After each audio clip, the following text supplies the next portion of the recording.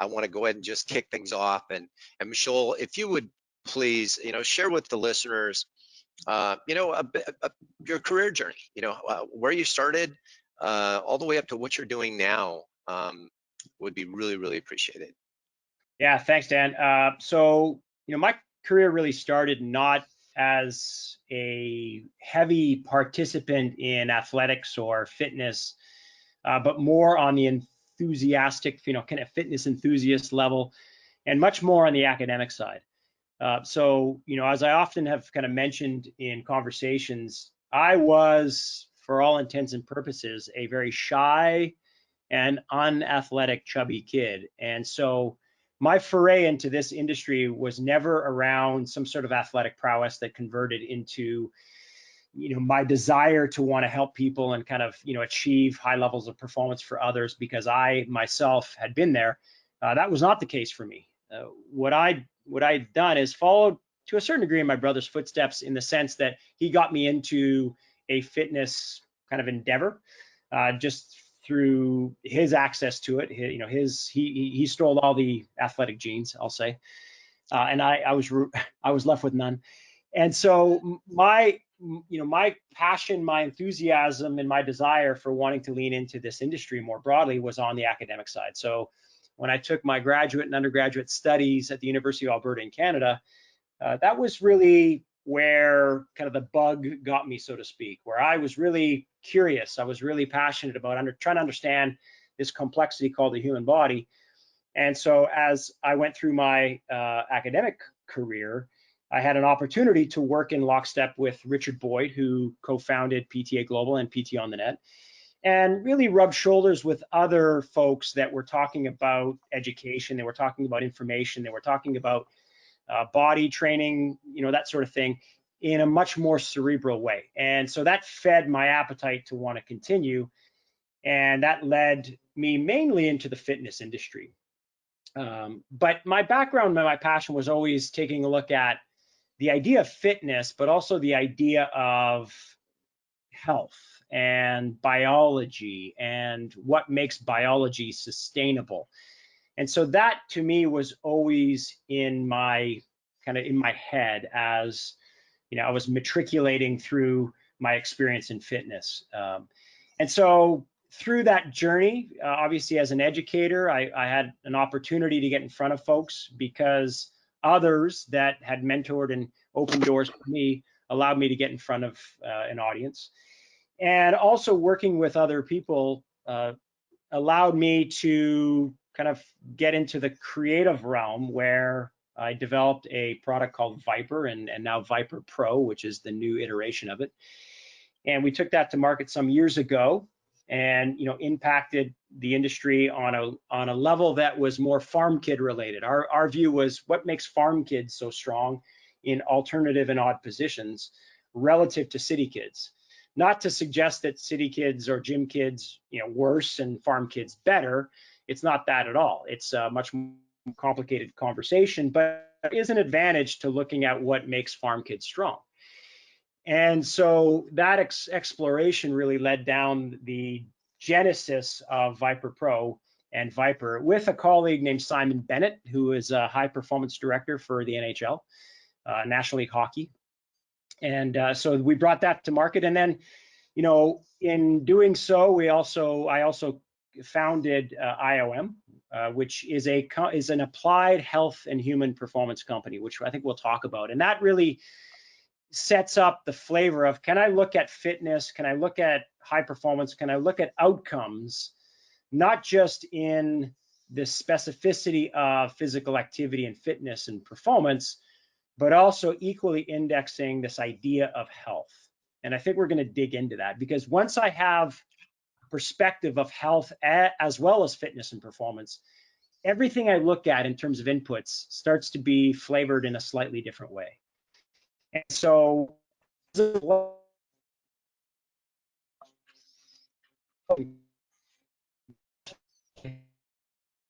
which solutions, strategy, programming, education, and what we might even call future building lies in the crossroads of taking a look at health, sustainability, as well as fitness and performance.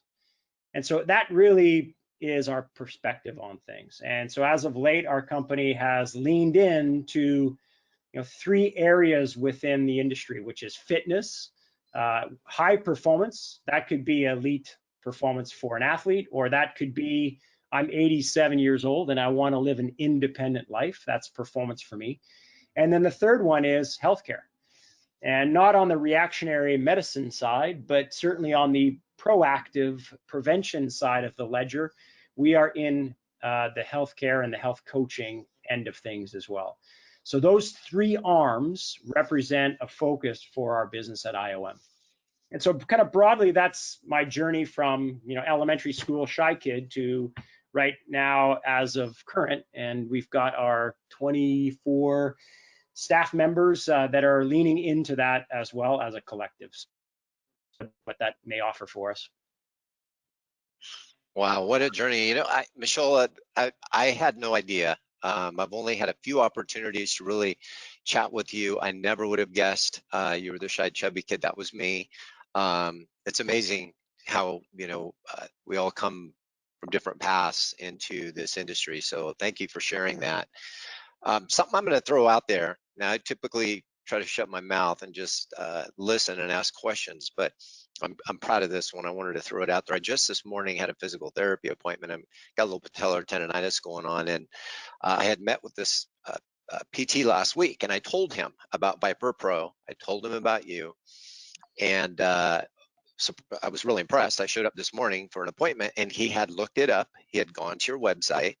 We had some discussion around it.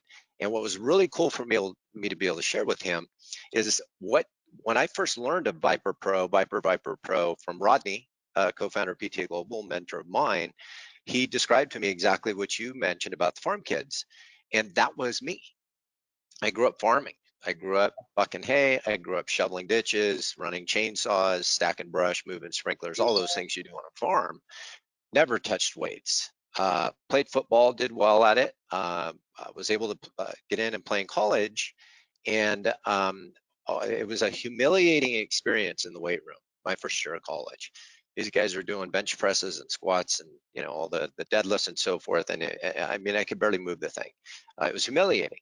But when we got out and had to put hands on each other, it was a whole different story, and I was the one starting. So it really resonated with me to hear that story and what led you to the idea of creating that programming and that methodology. So there's just a little bit. I try to not throw stuff in, but I love that, and Right. certainly that's how I program training for my son, because that's the reality of movement. Sure. And if we dig into that, I think as an organization, as a general perspective, we tend not to look at binary perspectives. And what I mean by that is this is right or this is wrong, or this is better and this is worse. Because when we're talking about biology, it's pretty complex. When we're talking about systems biology, it's infinitely complex. So in taking a look at that, it's not that gym kid worse, farm kid better, as I alluded to before. If you take a farm kid in the gym, as you just mentioned, advantage gym kid. If you take a gym kid to a multi-directional odd position scenario, i.e. a chaotic environment like sport, typically advantage farm kid. And so you've got these two advantages. And we saw the same thing, Dan, when we actually took our first raw product, like when we just did prototypes, to the professional sports. So we took it to NHL athletes, and it was a similar thing, right? So we always knew that farm kids did well in professional hockey, right? Some of the toughest players on the puck were farm kids, right? And so digging the puck out of the corner, if you're familiar with hockey, ice hockey, in front of the net, we had multitudes of examples of athletes that were actually in the Hall of Fame that scored most of their goals in front of the net. We had experience with taking those same athletes in the gym, and they would squat and bench press what would be considered a feeble weight, and yet they were some of the strongest athletes on the puck on the ice. And so it was a disconnect, right? What was achieved in terms of a strength outcome in a linear pattern that was preset tended not to be transferred necessarily in in a full body combative environment like you've just shared. So that was the anecdotal evidence, right? So we heard of this story a long time, and we thought, well, let's try to create a bale of hay that you could put in the gym without a bunch of straw or hay, messing up the gym. And so that was, in very loose terms, that was kind of the idea of Viper and Viper Pro, is that no moving parts. It's a mass of different sizes, and we can move that mass around our body or with our body as we triangulate variability of stress. And it's a submaximal load. And so that afforded us, because there's an inverse relationship between load and degrees of freedom. As the load goes up as a percent of 1 RM, degrees of freedom go down. So we're going to have to get linear as load goes up, which is awesome, but not so much if we want lines of stress that are omnidirectional and variable, which we might call vector variability. And so what submaximal load offers us is an increase exposure to lines of stress in omnidirectional ways, which reinforces the tissue remodeling in omnidirectional load, which is all about shape stability. That's why, your farm kids are very stable in all these weird positions, because that's the exposure of stress that they put on their body. And so taking that kind of anecdotal evidence and then taking a look at tissue behaviors in the academic world, right? It's very evident of what happens with shape stability when you add omnidirectional force, when the tissue begins to remodel, not just on the sagittal plane, but in rotation, in spiral, in the frontal plane, in the transverse planes. Because what happens, what ensues because of that, is this idea of tensegrity, this idea of omnidirectional shape stability. And once there is shape stability from the skin, from the fascia, from the muscular system and everything else, there tends to be more body-wide stability, because that's shape stability. And with a more stable environment, you can generate more force, because, as Paul Chek used to say, you can't fire a cannon from a canoe. In other words, you can't generate, force from an unstable situation. And, just that's pretty evident when you try to push something when you're standing on ice. Everything tends to shut down. You can't produce that much force. So, the idea of stability in a farm kid, and then the idea of force generation from that farmer who's extremely stable, becomes very self-evident, both anecdotally and, from kind of the academic, research perspective. So, we see evidence of that. And what we would characterize is that both the gym environment and kind of the farm, quote unquote, environment is absolutely essential to consider, because they offer different advantages, and they're not categorical in their advantage. It's not as if they just advantage farm kid no matter what, and that's all we ought to do. I think that's the wrong way of thinking about it. It's instead, what we should do is consider what is really important on the farm and what is really important as it relates to the gym environment, because one could argue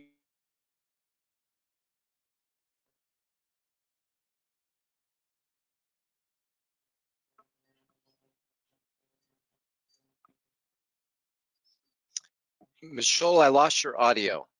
I'm not sure if it's on my end or if you've got a bad Wi-Fi connection.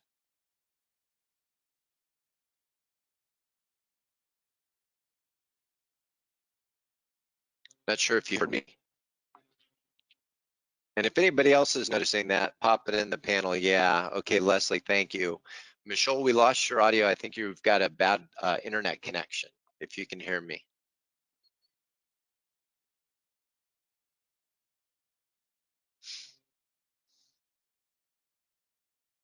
Boy, this is quite a Friday, isn't it? Oh, I think he's logging back in.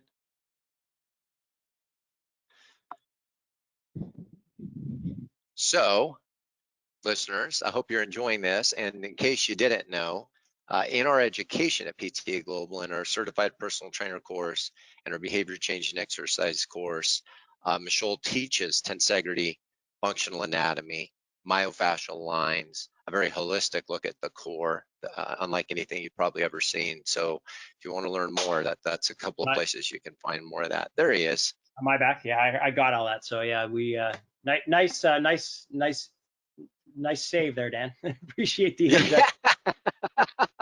Well, I mean, that's how I started learning from you, no doubt.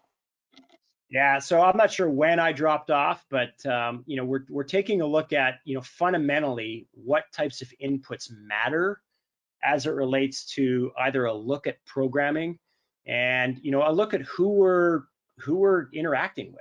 You know, the idea of, is it creating bigger, stronger, faster athletes? Great. I think we need to consider both the gym environment and what we would learn from the farm environment, the farm kids in generations past. It may also be not the athlete, but just someone who wants readiness and wants sustainability. And they also have to have resiliency, right? And I wouldn't say the new farmers, but certainly farmers from generations past were certainly resilient. You know, you look at the grandpa of generations past and you shake that farmer's hand, who was the grandpa, and even at 67 or 77, they were pretty able-bodied. They had a strong grip. They had, you know, a strong fortified body. And, you know, it's not exclusive to the tool that we created, but the idea that variability is a critical idea to consider. Too much variability for the body is chaos. And we would argue too little variability is rigidity, right? So the idea of readiness as a global concept is rooted into a certain dosage of variability. And we can lens that variability in different ways. So one could say to me, you know, Michol, what's the best posture out there? Is it, you know, perfect anatomical neutral? And I would say no, because even if you held that for too long, that's no good. In fact, one could argue that the best posture is the one that changes intermittently throughout the day. Right. And so sitting even at a desk or standing at a stand-up desk with perfect anatomical neutral posture is not a great idea as a long-term strategy. Because even with perfect posture, the body needs a change of posture, which is movement, in order to be viable, right? And think about bedridden individuals, or think about people that don't move that much. You know, there's a stat out there that goes with, you know, fractures hips in older adults. Statistically, if someone breaks their hip as an older adult, they are dead within 2 years. And that stat is rooted not in the broken hip. It's rooted in the fact that I've got trepidation and anxiety around movement again, because after my broken hip, I realized I broke that hip because I fell, and I fell because I was moving, or I fell because I was standing and I lost my balance. So the idea of anxiety and trepidation around moving again then dovetails into this notion that I don't want to move as much. And with lack of movement, my physiology decays very rapidly. And so, you know, the idea of healthy dosage of movement is intermittently throughout the day, which, you know, is a fundamental tenet of the blue zones, and the change of posture. The same thing can be true with variability and, you know, motor control and motor learning. So the cliche is, if you're a parent of a youngster, try to get that youngster to play a lot of sports before they specialize. Because nervously, you know, new and novel movement tasks spark growth in the neural net. And that variability of movement actually is very good to establish a broad base of movement repertoire and movement literacy. So variability is good for posture in a certain dosage. It's also quite good as it relates to movement within a certain dosage. And then we can look at even metabolic, what's called in the research, metabolic flexibility. And there's this notion that if we can use different fuels in our metabolism, which is called substrates, the variability of those substrates are actually very good, right? So metabolic flexibility, which is moving from one fuel source or one substrate to the next with ease, is linked to overall health, right? So if someone is metabolically flexible, they can go from burning sugars to burning fats, which is beta oxidation within the Krebs cycle, which requires different rate limiting enzymes and different catabolic activity within the Krebs citric acid cycle.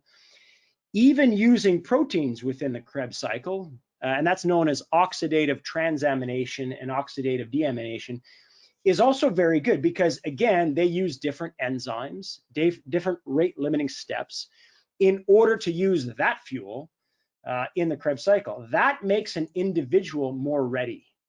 So taking a look at metabolic flexibility or variability of fuel is very important. And the way we do that is you train at different intensities. Now, what's interesting about the fitness industry is that we operate typically with sound bites. Fitness and fashion are subject to trends. And, trends of the day will dictate, aspects and programs of the day. But what we would argue is that actually using different activities, different intensity levels, and different forms of metabolic training are very critical to long-term success and sustainability of an individual. But what the fear, I believe, is that aerobic exercise or using proteins as fuel is going to kill a person's gains. And what we might offer as a different viewpoint is yes and no. If we're looking at interference, which is if I'm using aerobic activity as a mode of exercise, that will block, in the short term, that'll block a cell signaling pathway that allows the body to grow, to replicate cells. And that pathway is called mTOR. And so as aerobic activity increases, cellular respiration increases, it blocks mTOR activity and pathways. But it blocks it for about 6 to 12 hours, depending on, kind of the expression of that pathway. So in that short term, it may inhibit the mTOR pathway from expressing. But what it also does do, though, is it opens up aerobic means of metabolism, which opens up different pathways like PGC1 alpha and AMPK and all these other pathways that allow for an increased production of mitochondria within the cell. And that kind of cellular respiration, that mitochondrial biogenesis, allows the cell a potential to last longer. So yes, in the short term, in those hours, there's interference, but over the long term, we are creating readiness with an individual that allows them an opportunity to bend without breaking to different types of stressors, to different types of perturbations within the body. So looking at it very isolated, we could look at it in the short term and say, wow, our interference is blunting results. But in the long term, over the long term, it's harder to make that argument when the person is actually more flexible in moving from one fuel source to the next. Because what that does do is it increases system readiness. And a system that is more ready to bend to stressors and adapt to stressors. So the net effect is we're making a more ready biological system that can actually yield to physiological or environmental stressors, and it can bounce back with more rigor. And that's the idea of sustainability. That's the idea of being unbreakable. That is the idea of health and human performance. Because we can look at the performance gains of high intensity exercise as an example. But we can look at the consequence on cytokines and those cytokines that are released when you do high intensity exercise, and we can make a case that they're immunosuppressing. So there is a short-term detriment to the immune system if we are engaging in a certain bout that increases performance outcomes. And if we're chronically overreaching in that way of high intensity, then we are chronically increasing interleukin-6 activity and everything else that could have a detrimental consequence on, in this example, on immune response.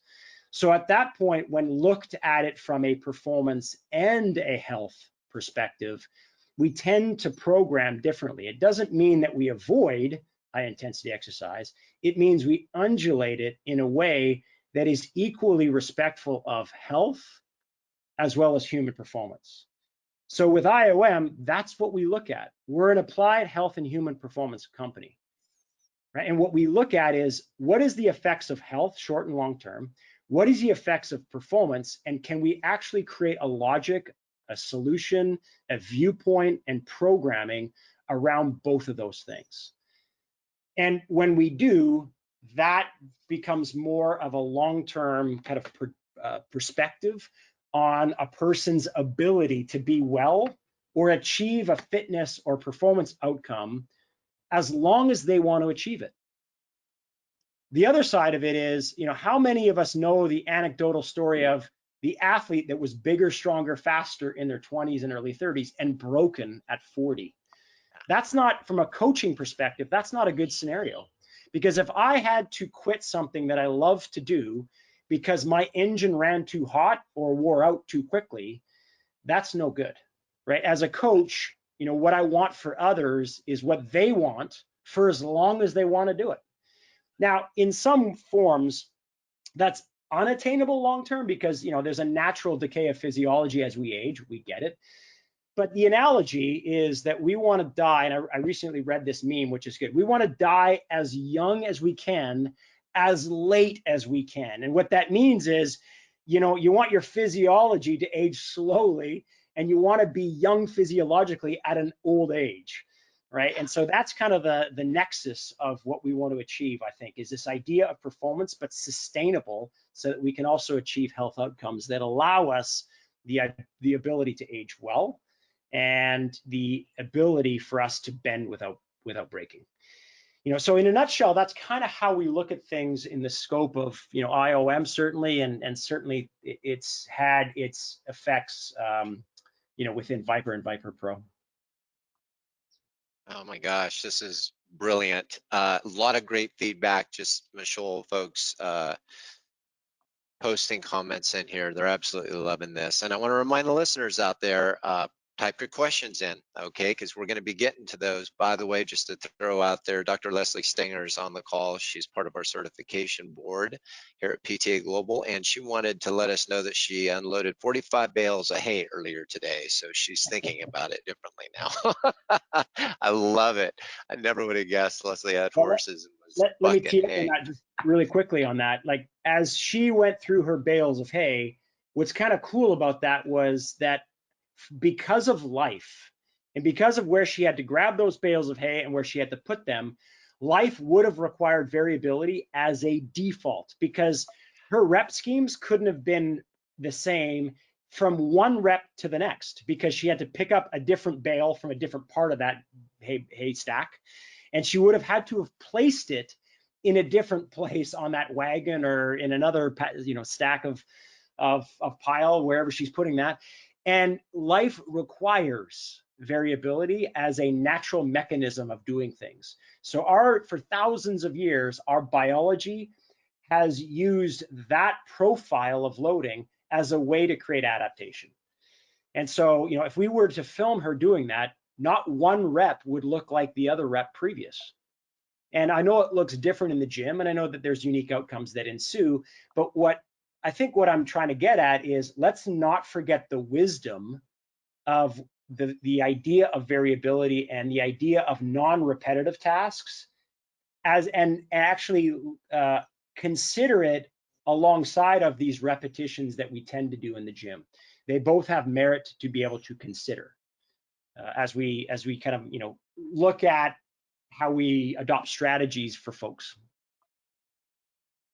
Love it, absolutely, absolutely. Now, Michol, you've been involved with the industry in many aspects for a number of years now, and and I completely, the older I get, the more I realize when you talk about resiliency, just how important it becomes, right? I think we all kind of think we're unbreakable at 20, but it doesn't take long to realize just how important it is to train for the sport of life.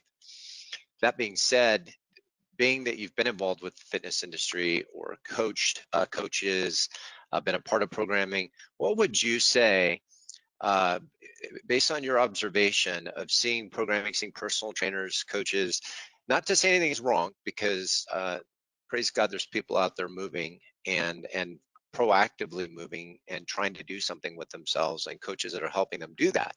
But based on what you've seen, what would you say is something that would be a really good aha for those coaches to be, here's just a little tip, here's something to consider beyond what you've explained. If we were to try to kind of root it down, simplify it and say, maybe consider this in your programming for the people that you're training, and universally, not sports specific, training a basketball player, training a football player. What do you see that trainers are doing that maybe they could add something into their programming to basically address exactly what you've been telling us about? I've got three things I'd like to kind of maybe tee up on. I mean, before I get to those, maybe the first thing is to echo what you just said, which is the ability and the spirit with which people go in and want to help others and be of service to others, I think should be first and foremost recognized and acknowledged. As I go down this industry and I understand and I realize that the passion that individuals have within fitness and coaching is rooted in this idea that I want to help others. That tremendous. I mean, that should be acknowledged, and we need more of that out there. So that's the first kind of thing that I want to maybe echo what you just said. The other one is the caution around dogmatic thinking. I know that there is a tendency to kind of set up a camp, and we look at certain ideologies as being the truths. What I've learned humbly in looking at and studying biology and talking to others is that biology is pretty darn complex and it's pretty amazing at getting an outcome through different paths, right? In other words, what may work for you may work for me, but other ways that I do things could also work for me. And it may be different than what you're doing. So if that's nutritionally, if that's from a program perspective of fitness training, there is infinite complexity in terms of how the body can get stuff done. And that makes it pretty hard for us to anchor into one road as being the best road, because I don't know that the body would see it that way at all. And so that would be one, is that I would caution the idea of ideological or dogmatic thinking as a way to say that this is the best, or this is the the way to do things. There are a variety of different ways, and I would argue that in looking at different ways, it might be, in the variability context, it might be a really nice outcome to create readiness. So that would be one thing that I would encourage. The other one is preparatory measures, right? So if we look at how we warm people up, if we look at even if we can take a day to bulletproof or to make a body unbreakable, what does that actually entail? And so a lot of times we look at foot mechanics, we look at hip mechanics, we look at thoracic spine as being areas of the body that we can address in terms of joint motions. As of late, through Viper Pro, we've been looking at a lot of breathing patterns, which I'll explain in a second, and a lot of eyes as a way to prep the individual. So what we will typically do is we will go through activation sequences. And we do this with IOM in some of our education, is that if we activate an individual, how is that best done? So we look at fluid dynamics first. So, can we actually set the conditions of the tissues upright, number one, first? And we do that through a variety of different ways, right? So we can do that through heat. We can do that through mechanical moving of tissues and fluids within tissues. So we're looking at water, we're looking at proteoglycans, we're looking at glucoaminoglycans, we're looking at setting the tissues, the conditions of the tissues upright. From there, we're looking at what we might call small motor unit recruitment. Can we actually get the nervous system and the muscles, those motor units that are closest to the joint, can we get their thresholds activated in a way that creates better arthrokinematics and better joint centration? So we do that through, in a lot of cases, through the mechanisms, if we're talking about the core, through the mechanisms of breathing. So if I was to have a bunch of fitness people in front of me and I say, hey, listen, what muscles are really good to warm up? Most might say the glutes, right? And so we would go through a protocol of warm up the glutes, and glute bridges may be a default exercise that people kind of rally around. And so when we do glute bridges and we do these types of things, there are two outcomes that typically are seen with clients. There's an outcome that with a certain segment of clients that can do it, right? So they've got motor literacy to be able to do it. And then there's this other group that, for whatever reason, they can't do it. So you see reciprocal inhibition or synergistic dominance within the erector spinae muscles and the hamstrings, and not their glutes. And so the hamstrings begin to cramp and the quads begin to burn. And the question from the fitness professional is, do you feel it in the glutes? And they say, no, I just feel it in these peripheral other muscles. And so in an attempt to help the client, one aspect could be I can cue it. And the more internal I get and the more specific I get, the more confusing it might be to a person who doesn't have good, movement literacy. So it's too complex to get too internal too quickly. So the outcome is I feel more of a hamstring cramp and I don't really feel it in my glutes at all. So what we tend to do is to say, okay, that's too specific and we need to give it a different motor task or a different movement to get the muscles to respond a different way. So that's an example of the glutes.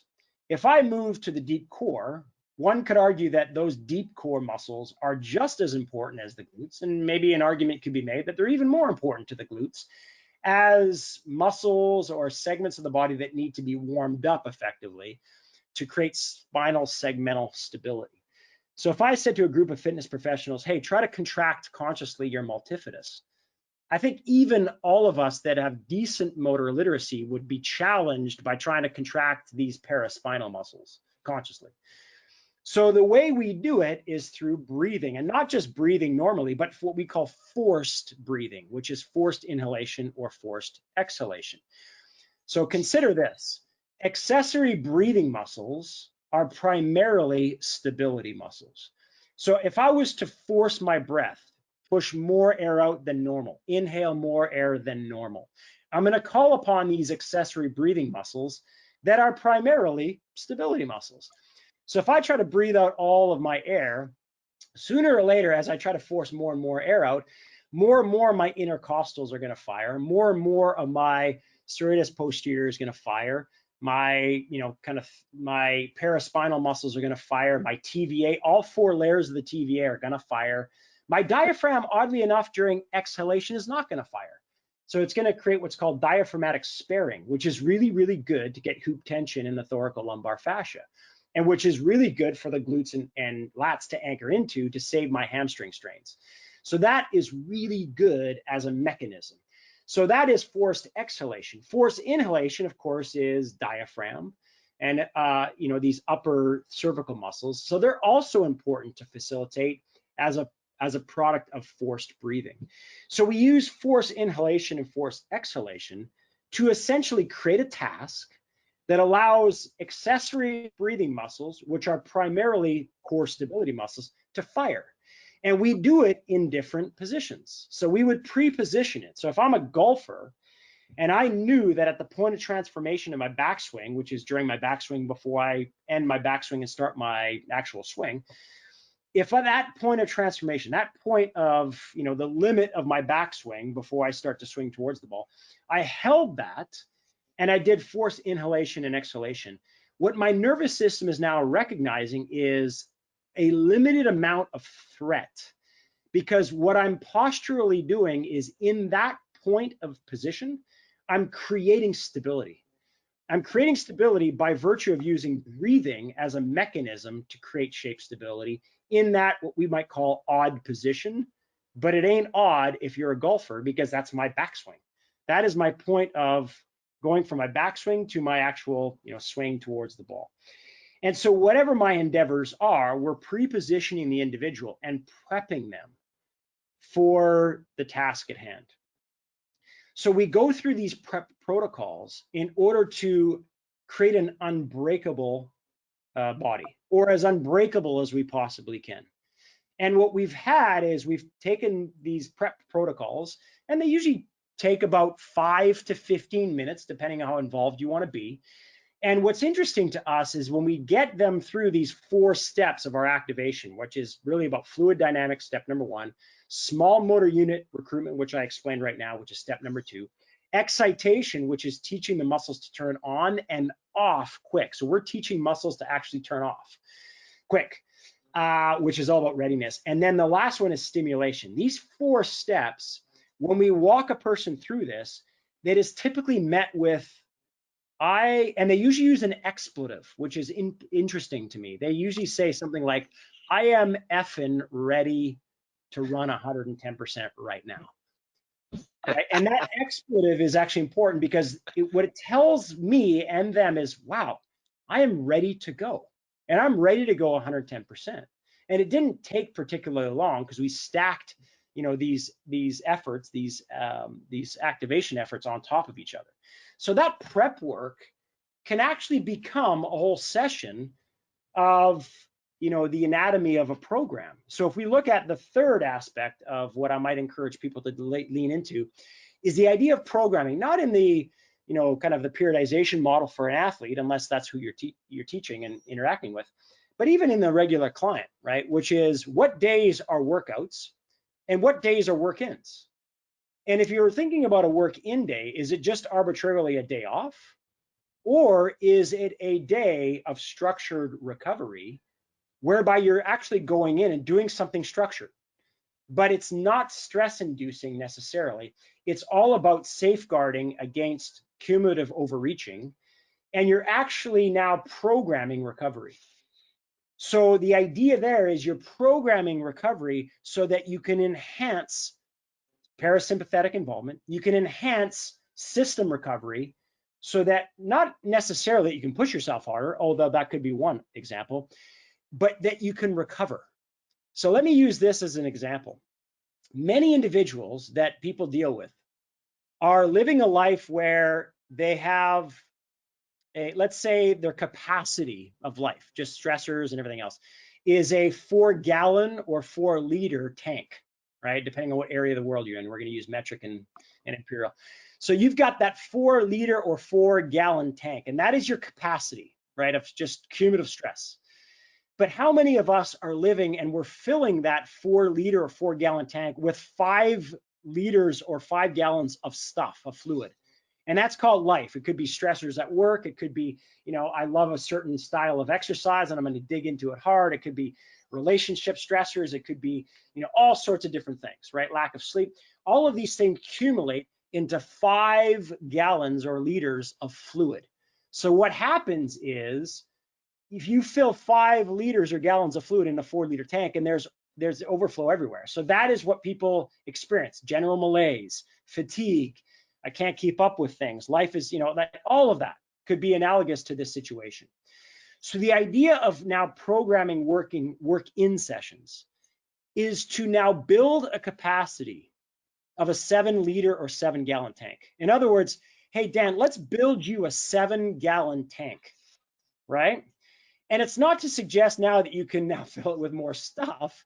It's to suggest that what happens is, Dan, live the life that you're living right now. It's 5 liters or 5 gallons of stuff, get it. But if we can build a 7-gallon or 7-liter capacity for you, then you're gonna live your life with 5 liters or 5 gallons. Guess what that means? You got 2 gallons of overflow. What that means is, I feel better. I feel more capable. I feel like life is slowing down. I feel, fill in the dots.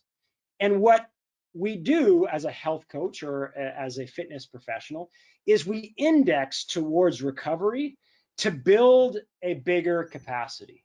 In this analogy, it's a tank. And the way we do that is programming. We're going to program workouts, which are stress, and we're going to program work-ins. And I think what the industry, the fitness industry, is leaning into for the first time is recovery. We've all heard it now. There's all these recoveries, from lights to sound to sleep to compression techniques to binaural beats to all of these things are in our ether in terms of how we recover. What has not been spoken about just yet is how you put all of those things together, because those are what we call protocols, right? And just like a bench press and a sprint and those are all protocols. How we actually put those protocols together is going to be very meaningful to outcomes. So when do we actually want to get rid of inflammation, and when do we not in terms of recovery? Because there are periods where we're not going to want to get rid of inflammation if there is a period of gains being needed for an individual. because as we know, acute inflammation is a precursor for protein synthesis. So getting rid of it too quickly is actually getting rid of the signaling that is required to make gains, right? In this case, cross-sectional area of muscle. So there are different protocols in order for us to think about in terms of how and when we might recover in certain key ways. And so the idea of working out and working in become a recognizable map within a programming construct, within decision trees that need to be had by a health coach or a fitness professional, and what needs to be mapped into an overall programming, overall map of programming that an individual can look at. Now, what's kind of cool is our team has just created a program builder on this. And I know that there's a lot of workout builders on there on web-based platforms and app-based platforms, but our web app is actually a program builder. So the decision trees that we go through are ones that involve what I just talked about. When do we stress and when do we recover? How do we stress and how do we recover? And all of that is indexed by virtue of not an exercise library, but a program or a protocol library. And that protocol library can inform stress, like bench press and running and band distraction techniques and all these types of things that we might look at in fitness and stress, but it also equally looks at recovery and recovery protocols. It looks at metabolic flexibility, it looks at mechanical variability, and it looks at recovery. And we do that through things like 4Q. For those that are familiar with it, with IOM, we've got 3 4Q models. One is a 4Q for neuromechanical, which is how we stress and how we move the body. 4Q metabolic is how we can metabolically influence stress into the system. And then our 4Q recovery is a way to program and model recovery schemes. So, I would encourage those 3 elements, kind of a non-dogmatic view of looking at things, the idea of prep and how we actually can induce preparatory measures through activating sequences, and then this idea of working out and working in as being critically important for health and human performance.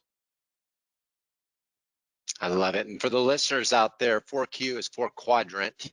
And one of the great things about Michol, as you can tell when you're listening to him speak, extremely intelligent, speaking at a level that clearly he knows what he's talking about.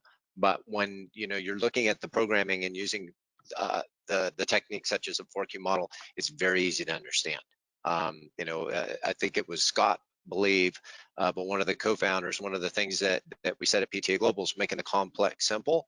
And based on what I've seen and my understanding, the 4Q models, they certainly are. It's taking the complex, all that knowledge that Michol and his team have, and making it, putting it into a program that somebody like myself can understand and apply to be able to, assist those folks with resiliency, with unbreakability, what I like to call being limitless.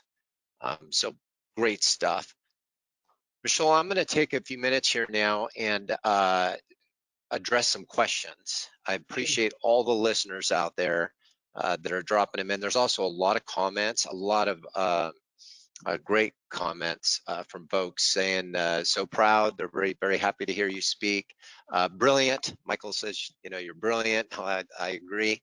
Let's grab a few questions. So here's a really important one because you just finished talking about it. Dominique asks, what is the name of your program or your app or your platform? Can you maybe share with the listeners how they would find it?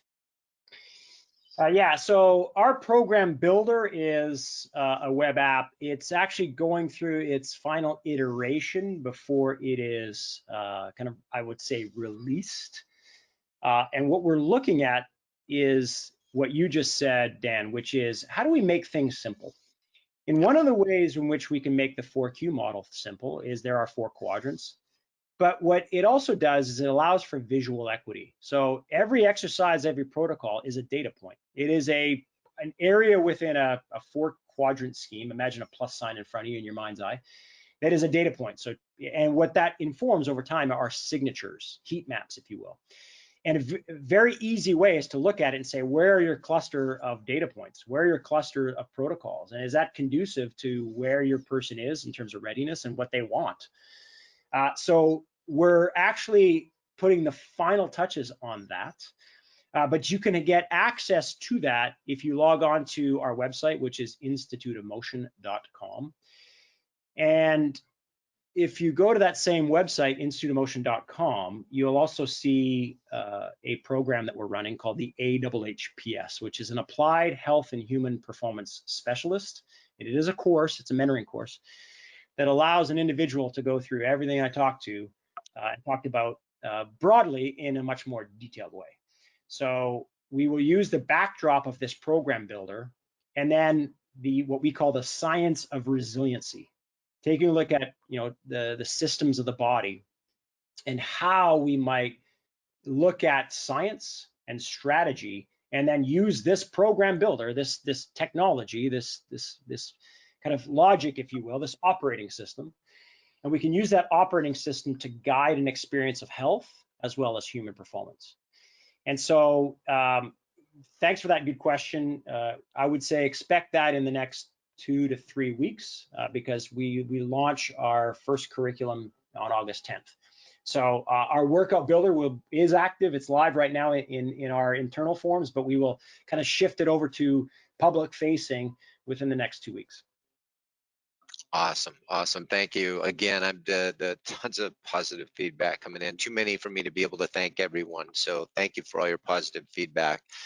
Here's one that I haven't heard of, and so I'm gonna throw it out there. Wei Ling asks, "What do you think about blood flow restricted training?" Are you familiar with that, Michol? Yep, you got it. Yeah. So the blood flow restriction is an example of what I'm talking about in terms of the broad idea of looking at health and human performance and taking a look at non-dogmatic thinking. So one of the things that we look at is, all right, if we want to increase certain aspects of outcome, but we're looking at health as well as human performance, blood flow restriction is what it suggests, which is, you're taking a compression wrap and, you're occluding blood flow to a certain area of the body. And what we're finding is that through research, we're finding that there are certain adaptive processes that happen cardiovascularly from blood oxygenation, as well as certain hormones that may be released. So one of the suggestions in research is that by doing this, there's an increase of hormones, anabolic hormones, that may ensue because of this. So if you're looking at certain athletic populations and certain non-athletic populations, is the goal to increase anabolic hormones? And is the only way to do that through intense exercise? And if that were true, then if I'm 40 years old and I know that my natural testosterone begins to decrease, the only way I'm going to bring it up is through vigorous high intensity exercise, but my knees may not accommodate that. So then what do I do? Well, I can do some cold interventions. I can do some breath holding interventions. There are other things that may not, in this case, in this example, may not beat my knees up as I try to introduce, a different chemistry within my body to offset my natural decline of testosterone because I'm 40 plus, right? So these protocols are something that I could consider. So what we're going to look at, what we do look at is in our protocols of programming, whether it's blood flow restriction for, let's say, testosterone, or whether it's cold for testosterone, or whether it's high intensity for testosterone, we look at this through the lens of two things: health and human performance, right? So if I was to put that in, first of all, what is the protocol for blood flow restriction? What is the current research for blood flow restriction? And is that research evidence-based or is it evidence-led? Evidence-based is there's cumulative research that has been peer-reviewed and generally accepted within the scientific community, and that's good. What that requires is typically trailing research of at least 5 to 10 years. So what happens is current, like say, more innovative practices are very rarely evidence-based because they're too new. They have to be studied. And so in academia, rightfully so, they're thrown out until they're rigorously tested. And I understand that, and that's right. What it does do, though, is do we actually throw everything out just because it doesn't have trailing research? I would say not necessarily, if there is strong evidence that some of these interventions actually have some good outcomes. And what we would say is that's evidence-led. And evidence-led would say there is evidence to suggest that there is some positive impact with these things. However, more research is needed to really fully understand everything. So what we do is we tread with caution when it's evidence-led, but we don't necessarily abandon that thinking right away, because we recognize that more research is needed. And with more research, two things are going to happen. One, it validates things and we're going to use it, or it sheds more light on it. And if there is some egregiousness to it, then we caution even further, or we abandon that protocol entirely. So, that's what we look at. And so there is a lot of research that is coming out on techniques like blood flow restriction that suggests there is some benefit. And there's benefit in many ways, oxygenation-wise, as well as hormone profile-wise. And so we adopt these as potential protocols, and they actually come into our list of protocols. So think about a workout builder that has an exercise library. Our program builder has a protocol library, and blood flow restriction is in that library. And so we will teach the evidence, and we're lucky that we hinge our cart to a lot of PhDs, and many of them we task with digging the research and looking at what's been evidence-led and what's evidence-based on that. So that's an example of one of many. Wow, that is excellent. I had no idea, and I'm glad, Wei Ling, you asked that question, because I think a lot of us learned a lot. The last one I'm gonna throw in here, just to be respectful of everybody's time. I know if you're like me, I could listen to Michol all day long. We're gonna jump companies here. So to your other company, Viper Pro, Michael says that he's a big fan. Love using him in water for prehab and rehab. Yep. Is there aquatic programming available? Yeah, it's coming. So nice thing about aquatic programming is that, again, so Viper Pros, the way we redesigned it is they're actually a little bit more rigid. So those that know the previous version and then the new kind of 2.0 version, they're more rigid. And the reason why they're more rigid is because we do different things with them. One of which, we go into a different medium, i.e. water, and we want to accelerate them in water without them having to flex necessarily.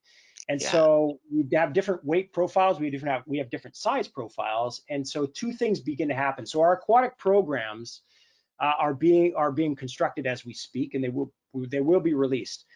We do it for a lot of different cohorts, but if I'm older, again, the idea of me as 40 and I don't want to beat up my knees, I can go in water and I can increase intensity and my knee pressure goes way off. So I can now create mTOR, or I can create acidosis in my blood, which triggers all sorts of kind of building capabilities, bigger, stronger, faster capabilities that I may offset with my aging physiology without beating up my joints, because I've got 40-year-old joints, or in my case, 47-year-old joints. And so it offers me a respite for the gravity ground reaction scenario that is just constantly beating up my body. So I can create high intensity outcomes, or I can go in the water and do some other protocols that are more restorative in nature. And the hydrostatic pressure actually aids venous return. It aids hydrostatic or interstitia health within and between my cells and my body. And there is more of a restorative aspect. So I can work out and I can work in the pool. And if you're an athlete and you're in your competitive season right now in your periodization, what a great way to increase the capacity later on in the season, i.e. in playoffs and everything else, where you have cumulative stress load of an entire season on that athlete.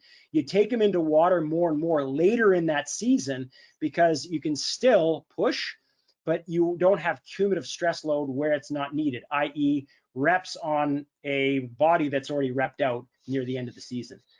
So you can work on skill building and everything else. So yeah, Viper Pro programming in water is coming up, and we're super excited about it, because it's one of the limited tools that you can actually use that's weight-based in water. You can push it out of water, you can put it in water. The 4 kg floats, every other weight except the 10 sinks. So buoyancy and kind of gravity, you can use it in dual tasks. So good question. Excellent. Thank you, Michol. And Let's see.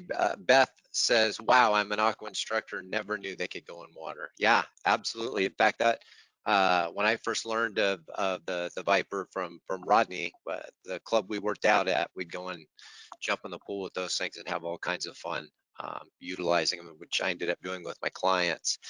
Now, with that, as much as I'd love to continue, I want to be respectful of everybody's calendars and schedules, and don't want to folks having to drop off. Um, Important to know that this will be recorded. It is being recorded. It will be available on our websites. Tell your friends, ptaglobal.com under events, and then it's also being converted to a podcast, so it'll be available there. Again, to learn more, and I would encourage you to, from Michol, instituteofmotion.com, website for Viper Pro. Is it Viper Pro? No, well, you can do that, but viper.com is easier. So VIPR.com, viper.com. Viper.com, two main places you're going to be able to learn more, find education, find equipment, keep adding tools to your tool belt. I do hope that we have the opportunity to have Michol on again, because again, I could listen to this all day. It reminds me of conversations with Rod where I just want to just sit and listen. But being respectful of everybody's time, those of you on the call, I want to thank you all so much for dialing in, for logging in, for taking time out of your day, your Friday, perhaps your work day, to make time to sharpen your saw, to learn a little bit more, and to be able to share that passion. Like Michol and I said, you are soldiers, we are soldiers on the front lines, battling disease, dis-ease, battling so many things. Every one of us can easily count on our hands people we know who are either in a bad place or we've lost because they didn't do the things that here we are talking about and preaching on a daily basis. And so thank you for being those soldiers on the front lines. You are saving lives. Mine was one of them. It's not just about adding muscle and losing fat. We're literally saving lives out there. So I want to thank you for that. And with that, Michol, would you like to close us with any imparting words of wisdom? No, just echo that. I think the greatest gift is servitude. So, recognizing who we're coming in service of, and recognizing that, we're blessed to be able to do that. And so that always strikes me as being impactful. Everybody that has a willingness, a drive, and a passion to help others is something that I see time and time again within the industries of health and fitness. And that's always been an inspiration. I had a past relationship that she was a lawyer, and going into the, legal firms, you get a lot of lawyers heads down low and always dealing with friction, always dealing with combative situations, always thinking about how would someone argue certain things. And that's what lawyers have to do. And I recognize that. But I also see the net effects of that is, thinking about that all day long takes a toll. And, I just saw it in that environment, and it was sharply contrasted against the environment that I was exposed to, which was people that were enthusiastic, people that were passionate about serving others. And I just would echo that is perhaps one of the greatest gifts we have is the gift of servitude. So with that, I just thank you for your time, Dan, and I appreciate everybody's time out there as well. And I thank you for the comments and the questions. All right, thank you all very much. You will be receiving an email in about an hour with more follow-up information. Tune in next week. We will continue doing these on Fridays for as long as we can. And again, have a fantastic weekend. Be safe out there. Thank you, Michol. Thank you all. Thanks, Noah. Signing out from PTA Global.